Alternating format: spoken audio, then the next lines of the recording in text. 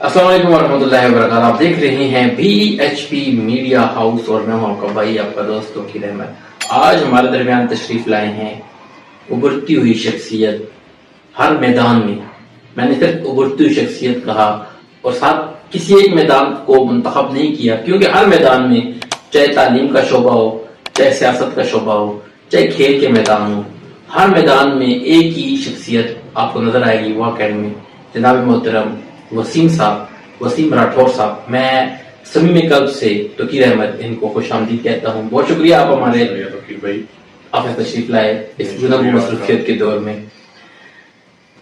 وسیم راٹھور صاحب, سب سے پہلے تو میں نے آپ کے تعارف میں کچھ باتیں کی. کھیل کے میدان میں آپ کو دیکھتے ہیں, ہم سیاست کے میدان میں دیکھتے ہیں, ساتھ ساتھ آپ اپنی جاب بھی کرتے ہوں گے, ڈیفینیٹلی سی بات ہے, اپنے گھر کو بھی مینج کر رہے ہیں. یہ ساری کام آپ کیسے مینج کرتے ہیں؟ تو بھائی پہلے تو میں اللہ کا شکر ادا کرتا ہوں کہ اللہ تعالیٰ نے بہت عزت بھی دی ہے اور آپ جیسے دوست بھی ہیں. تو سب سے پہلے یہ ہے کہ مجھے سیاست کا بڑا شوق تھا, کیونکہ میں جس بیک گراؤنڈ سے آتا ہوں, میرے بیک گراؤنڈ میں ایک میرا سیاسی خاندان بھی موجود ہے, آزاد کشمیر سے تعلق رکھتے ہیں. تو بچپن میں ہی ایک سیاست کا شوق تھا کہ سیاست میں آنا ہے, اور پھر عمران خان صاحب کے آنے کے بعد بھی شوق زیادہ بڑھ گیا کہ ہم نے سیاست میں آنا ہے.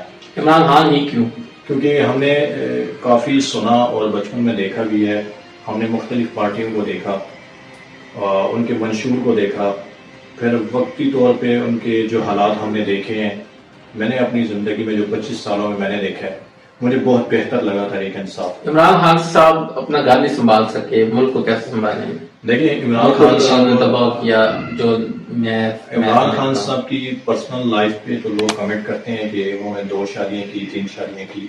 میں سمجھتا ہوں کہ وہ ان کی پرسنل لائف ہے, اس میں ہمیں جانا نہیں چاہیے. ہمیں سب سے پہلے اپنے ملک کو دیکھنا چاہیے. 2018 میں بھی تو ہم نے ان کو موقع دیا, انہوں نے کچھ نہیں کیا. جی مجھے یاد ہے, یہ سوال بھی اکثر لوگ پوچھتے ہیں 2018 میں ان کو موقع ملا. کیونکہ ہم جب سنا کرتے تھے نا, مارکیٹ میں جاتے تھے کوئی چیز لینے کے لیے, تو لوگ ہمیں مہنگی چیزیں دیتے ہیں, ساتھ کہتے تھے یار تبدیلی ہے, یہ تبدیلی ہے.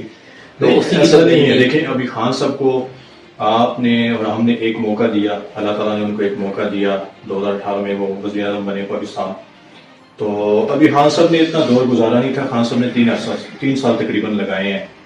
تو ہمیں امیدیں بہت زیادہ تھی کہ ہم کہتے ہیں کہ 3 سال میں خان صاحب کچھ ایسا کریں گے, کچھ جادو کریں گے, پورا پاکستان ٹھیک ہو جائے گا.